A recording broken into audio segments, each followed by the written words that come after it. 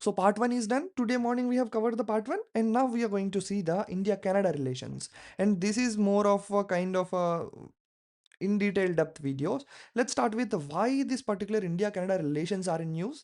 Diplomatic engagements are slowly resuming to reset ties of the prolonged freeze. Basically, what happened is Canada have blamed India for its involvement in targeted killing on the Canadian soil.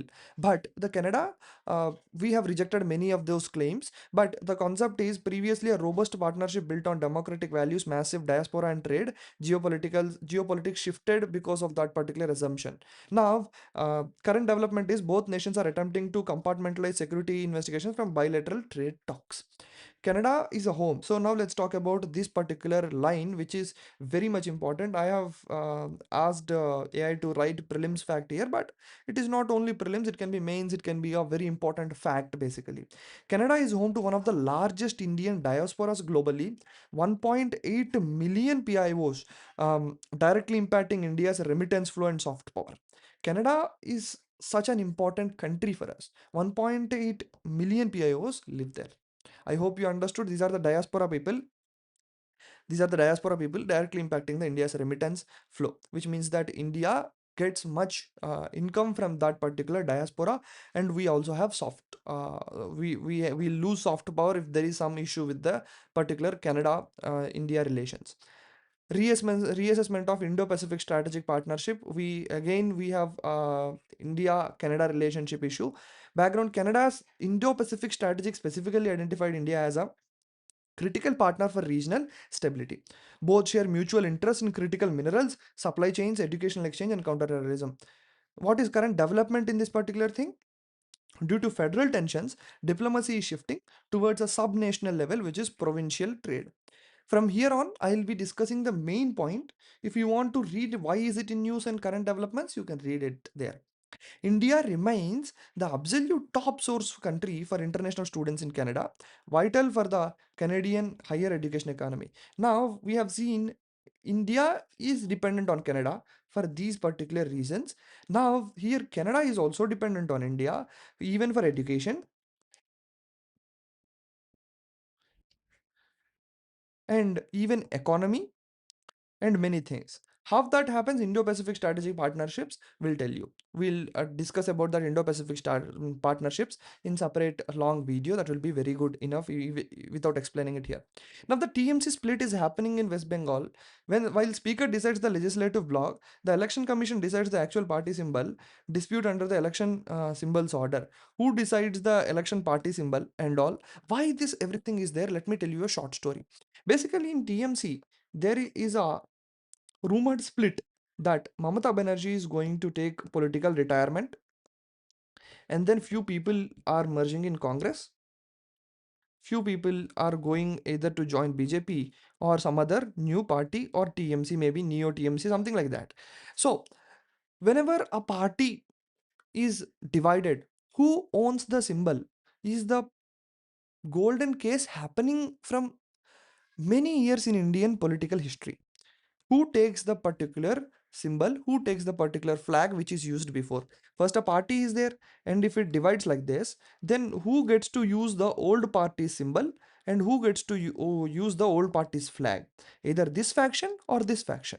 Who gets to own that? That is a biggest question in Indian political election history. Now, while the speaker decides the legislative block, whatever it is there, speaker decides it.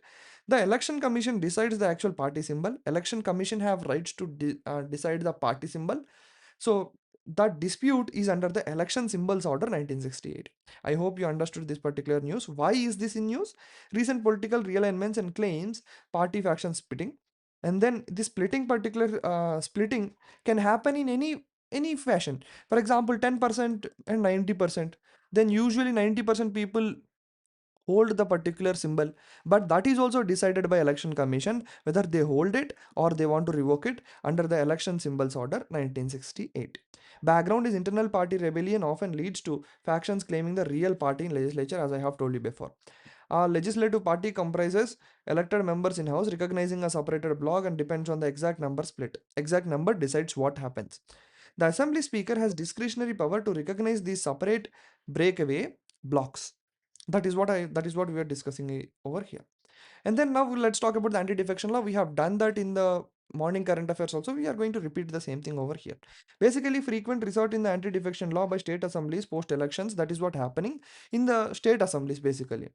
Added by a 52nd amendment to curb the ayaram gayaram culture of horse trading. That is what usually the government is formed, then few of the MLAs shift to the opposition party, then opposition party again forms the government, and then they again few people again shift to this part of the opposition, and then that is what happening. And then ayaram gayaram is what the horse trading happening, and then the government is very unstable. That is the reason we have introduced the 10th schedule, which is called as anti-defection law. A valid merger requires two-thirds of the legislative party to agree. At least two-thirds of the legislative party should agree for the valid merger. That is the exception. There is an exception also for this. You can shift when the two-thirds of the legislative party agree, then you can shift. Current current development is Supreme Court rulings repeatedly urge speakers to decide disqualification pleas in reasonable time. So this is the current development in the yesterday's current affairs. So Quixote Holland case 1992, the Supreme Court ruled that the Speaker's decision on defection is not immune from the judicial review, which we have discussed in the morning also. But this is what the main fact, or whatever you want, if you want to quote there, you can write something similar to this. And then now talk about the Jaipur Polo Ground case. What is Jaipur Polo Ground case?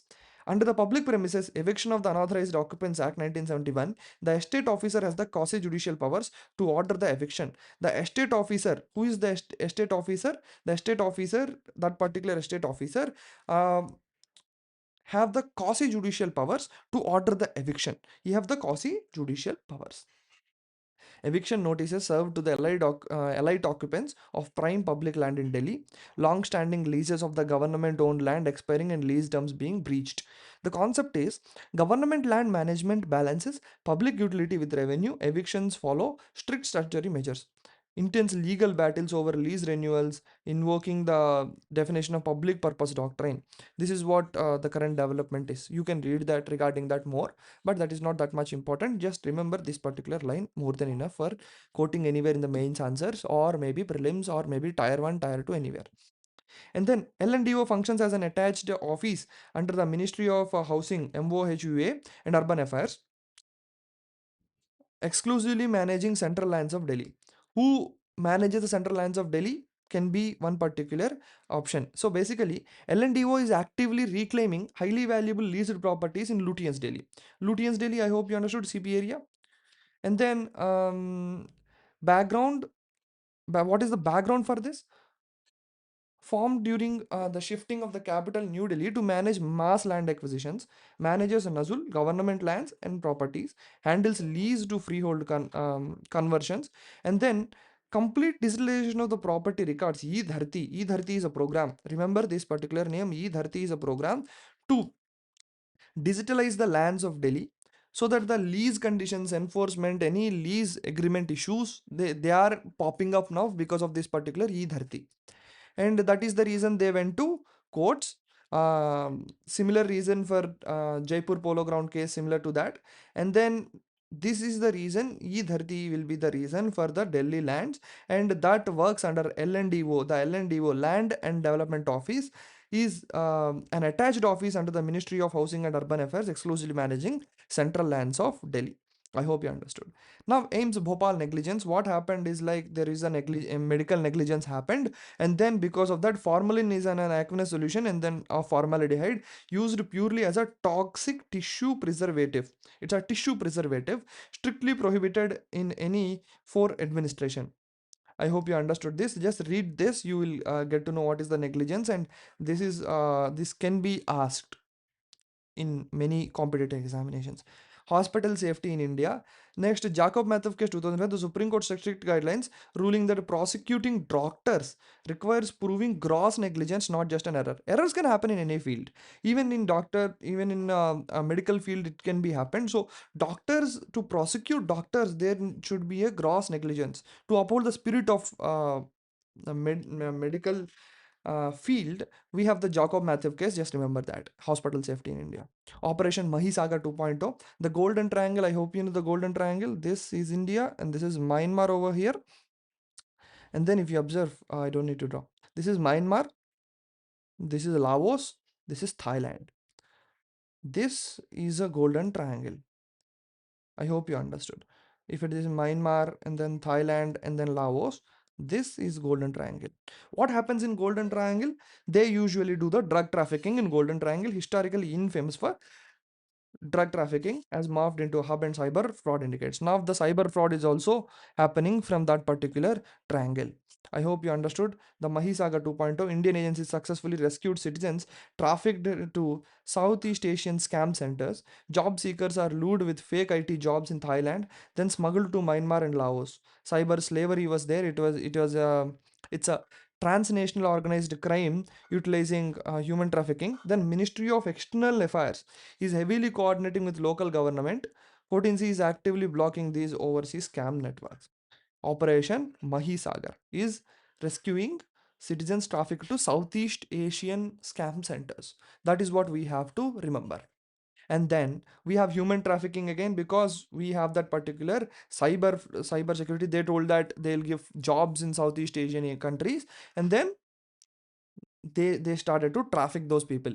And now the golden triangle, you have to remember: Thailand, Laos, Myanmar.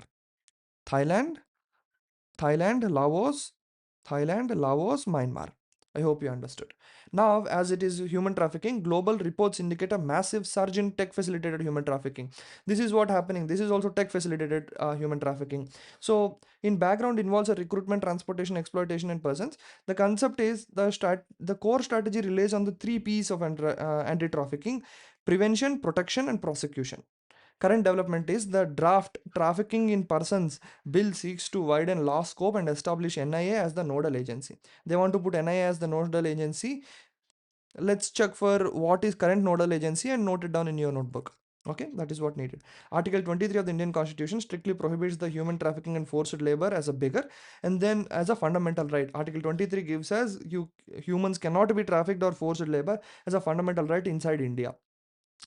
So right now, the three P's: anti-trafficking, prevention, protection, and prosecution should be remembered even for mains or tier 1, tier 2, anywhere. We have to remember that particular concept.